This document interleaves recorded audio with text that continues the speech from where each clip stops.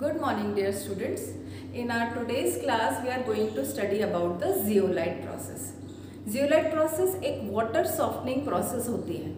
Water जो nature में available है वो जनरली hard होता है और hard water को हम boiler में use नहीं कर सकते for the steam generation process. है ना, स्टीम जनरेशन के लिए बॉयलर का यूज़ किया जाता है, परंतु बॉयलर में हम सॉफ्ट वाटर यूज़ कर सकते हैं, वेरी सॉफ्ट वाटर यूज़ कर सकते हैं। बट यदि हम हार्ड वाटर यूज़ करेंगे तो बॉयलर में बहुत सारे ट्रबल्स पैदा होते हैं जिससे कि बॉयलर एफिशिएंटली वर्क नहीं कर पाता। ठीक है, तो बॉयलर में हमेशा सॉफ्ट वाटर यूज़ किया जाना चाहिए। But how to produce that soft water? तो सॉफ्ट वाटर को प्रोड्यूस करने के लिए हमारे पास बहुत सारे प्रोसेसेस हैं, जिसमें कुछ फेमस प्रोसेसेस जैसे कि लाइम सोडा प्रोसेस है, आयन एक्सचेंज प्रोसेस है और जियोलाइट प्रोसेस। तो आज हम एक बहुत ही इफ़ेक्टिव और एफिशिएंट प्रोसेस के बारे में पढ़ेंगे जो कि जियोलाइट प्रोसेस है। जियोलाइट प्रोसेस को हम परम्यूटेड प्रोसेस भी बोलते हैं। परम्यूटेड एक ग्रीक वर्ड है जिसका मीनिंग होता है बॉइलिंग स्टोन्स। अब क्योंकि जियोलाइट ऐसा लगता है जैसे स्टोन्स बॉईल किए जा रहे हैं, by look they look like that, okay, तो इसलिए इसको परम्यूटेड प्रोसेस भी बोला जाता है और ये जियोलाइट प्रोसेस। तो चलिए स्टार्ट करते हैं हम जियोलाइट के बारे में।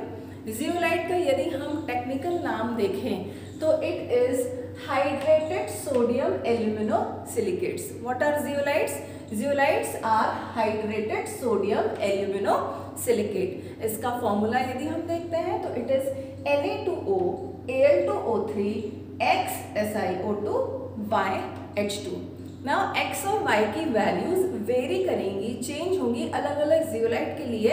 X और Y की वैल्यूज अलग अलग होंगी। X की वैल्यू वेरी करेगी 2 से 10 तक और Y की वैल्यू वेरी करेगी 2 से 6 तक। फॉर एग्जाम्पल मैंने आपके सामने एक जियोलाइट का फॉर्मूला लिखा है। It is Na2O Al2O3 4SiO2 2H2। Okay, so see the value of X and Y। यहाँ पर X की वैल्यू 4 है और Y की वैल्यू 2 है। ये एक जियोलाइट का एग्जाम्पल है। ये नेट्रोलाइट नाम का जियोलाइट है, इसका एग्जाम्पल है। नाउ जियोलाइट्स को यदि हम क्लासिफाई करें तो हमारे पास दो तरह के जियोलाइट्स होते हैं, नेचुरल जियोलाइट और सिंथेटिक जियोलाइट। नेचुरल जियोलाइट्स जो कि नेचर में पाए जाते हैं और उन्हीं के स्ट्रक्चर को कॉपी कर हमने सिंथेटिक जियोलाइट्स बनाए हैं। बट यदि हम वाटर सॉफ्टनिंग की बात करते हैं तो नेचुरल जियोलाइट उतने एफिशिएंट नहीं होते वाटर सॉफ्टनिंग में जितने कि सिंथेटिक जियोलाइट्स होते हैं। तो ज़्यादातर हम सिंथेटिक जियोलाइट्स का यूज़ करते हैं वाटर सॉफ्टनिंग प्रोसेस में। ये जो कि एग्जाम्पल लिखा था मैंने Na2O Al2O3 4SiO2 2H2, that is नेट्रोलाइट। ये एक नेचुरल जियोलाइट है। नाउ फॉर्मूला आपने देखा थोड़ा सा बड़ा है तो इसको हम शॉर्ट में लिखते हैं Na2Ze। तो Na2Ze हम जियोलाइट को शॉर्ट फॉर्म में लिख सकते हैं। ना इस प्रोसेस को देखते हैं कि किस तरह से जियोलाइट प्रोसेस हम कैरी आउट करते हैं सॉफ्ट वाटर को ऑब्टेन करने के लिए। तो ये एक जियोलाइट सॉफ्टनर का डायग्राम आपके सामने है। देखते हैं जियोलाइट सॉफ्टनर में क्या क्या है। यहाँ से हार्ड वाटर डाला जाता है। नाउ ये हार्ड वाटर जो है जिसे हमें सॉफ्ट करना है, ये धीरे धीरे स्प्रिंकल किया जाता है इस जियोलाइट बेड में, परकोलेट किया जाता है धीरे धीरे जियोलाइट के बेड पर। अभी आप ये वाला चीज इग्नोर कर दीजिए, हम क्या देख रहे हैं, केवल आपने हार्ड वाटर डाला, ये धीरे धीरे स्प्रिंकल करके जियोलाइट बेड पर आ रहा है। नाउ जियोलाइट बेड में क्या है? जियोलाइट का फॉर्मूला आपने देखा है Na2O Al2O3 4SiO2 2H2। तो इस जियोलाइट के फॉर्मूले में ये जो सोडियम है ये लूजली बाउंड पाया जाता है। जियोलाइट के स्ट्रक्चर में सोडियम जो होता है वो लूजली बाउंड होता है। लूजली बाउंड मतलब टाइट नहीं प्रेजेंट होता, टाइटली हेल्ड नहीं होता, बहुत हल्के से उसके स्ट्रक्चर में पाया जाता है। ठीक है, यहाँ पर हमने ये जियोलाइट का बेड बना दिया। इस जियोलाइट के बेड में क्या प्रेजेंट है? Na2Ze, बहुत सारे मॉलिक्यूल्स Na2Ze के। नाउ जब हम वाटर डालते हैं इस जियोलाइट के बेड पर तो क्या होता है, यहाँ पर आयन एक्सचेंज होता है। कौन सा आयन? आपको पता है हार्ड वाटर में कौन से आयंस की वजह से हार्डनेस होती है? मोस्टली कैल्शियम और मैग्नीशियम आयंस के प्रेजेंस की वजह से। ठीक है, तो वाटर जो आ रहा है आपका, उसमें क्या प्रेजेंट है? Mg2+ और Ca2+ आयंस। ये Mg2+ और Ca2+ आयन वाला वाटर जियोलाइट बेड पर गया। जियोलाइट बेड में Na2Zd आयंस प्रेजेंट है। ठीक है, तो मैग्नीशियम और कैल्शियम आयंस सोडियम को रिप्लेस कर देते हैं। सोडियम के बदले क्या आ गया? मैग्नीशियम। ठीक है, और इस सोडियम जियोलाइट में से सोडियम जो है वो पानी में चला गया। तो किस तरह का एक्सचेंज हो रहा है? वाटर में जो कैल्शियम और मैग्नीशियम आयंस प्रेजेंट हैं, जिनकी वजह से आपके पानी में हार्डनेस है, वो जियोलाइट बेड में फंस जाते हैं और जियोलाइट बेड का जो लूजली बाउंड सोडियम है वो पानी में चला जाता है। तो अल्टीमेटली इन द एंड क्या हुआ?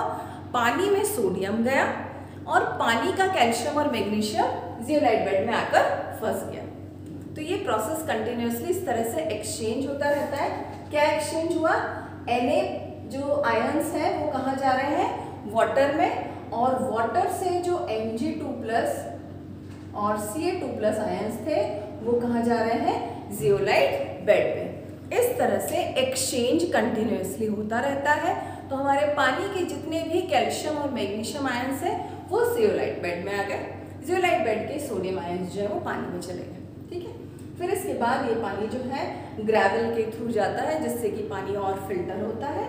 और उसके बाद ये जो सॉफ्ट वाटर हमें मिला है, ये नॉब ओपन है, इसका वॉल ओपन है, ये सॉफ्ट वाटर हमें बाहर से मिल जाता है। बाहर आकर हमें सॉफ्ट वाटर मिल गया। ठीक है, तो इस तरह से जियोलाइट बेड या जियोलाइट सॉफ्टनर काम करता है। बट ये प्रोसेस जब कंटिन्यूअसली होती रहेगी तो क्या होगा? हमारा जियोलाइट बेड जो है वो डीजेनरेट या फिर एग्जॉस्ट हो जाता है। एग्जॉस्ट या डीजेनरेट का मतलब क्या हुआ? जब उसके सारे सोडियम आयंस खत्म हो गए, उसके पास सोडियम आयंस एक्सचेंज करने के लिए कोई सोडियम ही नहीं बचा, तो हम क्या बोलेंगे? हमारा जियोलाइट बेड जो है वो डीजेनरेट या एग्जॉस्ट हो गया। जैसे हम एग्जॉस्ट हो जाते हैं, बहुत देर हम काम करते हैं तो वी फील एग्जॉस्टेड, है ना? तो हमको रीजेनरेट होने के लिए क्या करना पड़ता है? हम या तो पानी पीते हैं या कोई जूस पीते हैं या फिर हम कुछ खाते हैं। तो हमें एनर्जी कहाँ से मिली? जो खाना या पानी हम पी रहे हैं उससे। इसी तरह से जब हमारा जियोलाइट बेड एग्जॉस्ट हो जाता है, उसे एनर्जी के लिए क्या चाहिए? Sodium ion. ठीक है ना? तो सोडियम आयन उसको कहाँ से मिलता है? फिर अब हम क्या करेंगे? हम इस डीजेनरेटेड जियोलाइट बेड को रीजेनरेट करते हैं, और रीजेनरेशन के लिए हमें चाहिए सोडियम क्लोराइड या फिर NaCl का सोल्यूशन। तो अब हम क्या करेंगे? ये वाली प्रोसेस को स्टॉप कर देंगे। अब हम हार्ड वाटर को नहीं डालेंगे क्योंकि एक्सचेंज पॉसिबल नहीं है। ये वाली प्रोसेस स्टॉप करके हम ये वाली प्रोसेस ऑन करते हैं। इस प्रोसेस में क्या है? आपका NaCl का जो सोल्यूशन है ये पहले क्लोज था, फिर ओपन हो जाएगा, और इस तरह से NaCl जो है वो जियोलाइट बेड में धीरे धीरे परकोलेट किया जाता है, धीरे धीरे स्प्रिंकल किया जाता है। अब क्या होगा? बिल्कुल उल्टी प्रोसेस होगी। उल्टी प्रोसेस मतलब अब आपका जियोलाइट बेड में कैल्शियम और मैग्नीशियम आयंस है और हम उसके ऊपर सोडियम क्लोराइड डाल रहे हैं। अगेन उल्टा एक्सचेंज होगा। जियोलाइट बेड का कैल्शियम और मैग्नीशियम जो है वो पानी में चला जाएगा, पानी का जो सोडियम है वो जियोलाइट बेड में आएगा और जियोलाइट बेड आपका फिर से रीजेनरेट हो जाता है। इस तरह से हम जियोलाइट बेड को रीजेनरेट करते हैं। रिएक्शंस यदि हम देखें तो देखिए, ये सोडियम जियोलाइट है जिसको हमने शॉर्ट में Na2Zd लिखा है। ये क्या हुआ? हमारा पानी में प्रेजेंट हार्डनेस, सपोज वो कैल्शियम बाइकार्बोनेट के फॉर्म में है, तो कैल्शियम बाइकार्बोनेट वाला पानी सोडियम जियोलाइट पे डाला हमने, तो क्या होगा? ये सोडियम जो है ये पानी में चला जाएगा। ठीक है, और कैल्शियम जो है वो सोडियम के बदले आ जाएगा, तो CaZe कैल्शियम जियोलाइट बन गया और सोडियम बाइकार्बोनेट।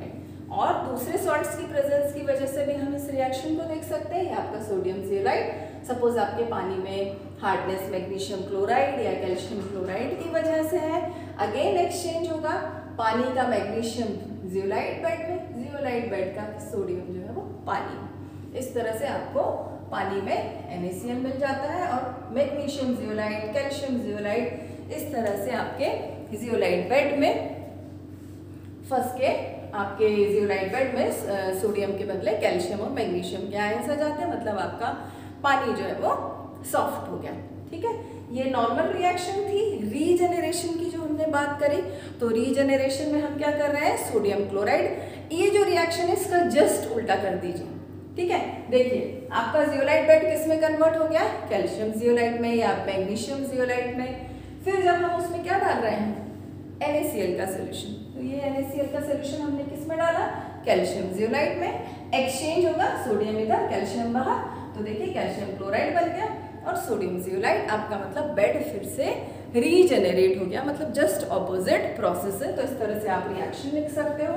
इस डायग्राम के थ्रू आप जियोलाइट प्रोसेस की वर्किंग को एक्सप्लेन कर सकते हैं। ठीक है, नाउ यहाँ पर आपको जो दिख रहा है, ये जो वॉशिंग्स है जियोलाइट बेड से, जब आपका ग्रेवल के थ्रू पानी छन कर नीचे आता है तो सॉफ्ट वाटर जब प्रोड्यूस हो रहा था तो वो तो इधर से निकल गया था, परंतु जब आपने NaCl सोल्यूशन डाला तो उससे जब हमारा ये वाली रिएक्शन के थ्रू कैल्शियम क्लोराइड या मैग्नीशियम क्लोराइड बनता है तो उसको हम इधर से निकाल लेते हैं। ठीक है, तो ये पूरी जियोलाइट प्रोसेस हुई। अब यदि हम इसके आउटपुट की बात करते हैं, जो कि सबसे इम्पॉर्टेंट है, तो आउटपुट क्या है हमारा, सॉफ्ट वाटर। तो ये जो सॉफ्ट वाटर आपको मिला है, इसकी हार्डनेस है, या हम इसको बोले रेसिड्यूअल हार्डनेस। तो रेसिड्यूअल हार्डनेस कितनी होती है इसकी, 10 to 12 ppm। मतलब कि आपने सपोज 350 ppm का हार्डनेस का वाटर लिया या 400 ppm का भी यदि आपका हार्डनेस का पानी है, तो इस प्रोसेस को पूरा कैरी आउट करने के बाद आपके पानी में कितनी हार्डनेस बचेगी, केवल 10 से 12 ppm। Means this process is quite effective.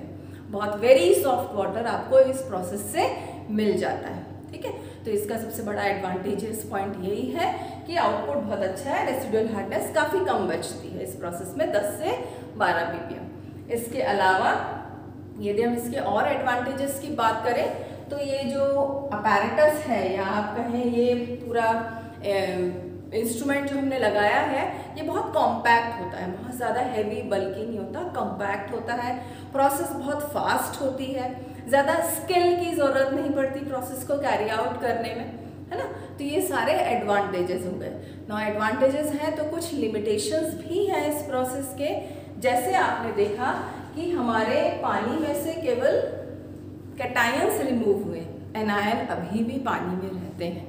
ठीक है, तो वो एनायंस बाद में प्रॉब्लम्स क्रिएट करते हैं, तो उसके लिए हमें दूसरे सोल्यूशंस फिर फाइंड आउट करने पड़ते हैं। इसके अलावा यदि आपके पानी में कैल्शियम मैग्नीशियम तो होते ही हैं, यदि आयरन या मैंगनीज हैं तो आयरन और मैंगनीज क्या करते हैं, कैल्शियम जियोलाइट और मैग्नीशियम जियोलाइट के बदले आयरन जियोलाइट या फिर मैंगनीज जियोलाइट बनाते हैं, जिनको कि रिमूव करना बहुत मुश्किल होता है। तो इस तरह के सॉल्ट्स यदि पहले से प्रेजेंट है आपके पानी में तो आपको उन्हें रिमूव करना पड़ेगा। टर्बिड वाटर यदि है, टर्बिडिटी है, पानी गंदा सा है, तो टर्बिडिटी को भी रिमूव किया जाना चाहिए पहले से। यदि आपके वाटर में एसिडिक कंटेंट ज़्यादा है तो एसिड्स को भी रिमूव कर दिया जाना चाहिए पहले से ही, क्योंकि एसिड्स जो होते हैं वो जियोलाइट बेड को डिस्ट्रॉय करते हैं। तो ये कुछ लिमिटेशंस हुए, बट प्रोसेस बहुत एफिशिएंट है, क्योंकि हमें इस प्रोसेस से 10 से 12 ppm हार्डनेस का पानी मिलता है, जो कि बहुत ही अच्छा वाटर माना जा सकता है बॉयलर में यूज़ करने के लिए। So dear students, today we have discussed about a very effective process, very efficient process, water softening की, जो कि जियोलाइट थी। अगले क्लास में हम कोई दूसरी वाटर सॉफ्टनिंग प्रोसेस को डिस्कस करेंगे। Have a nice day.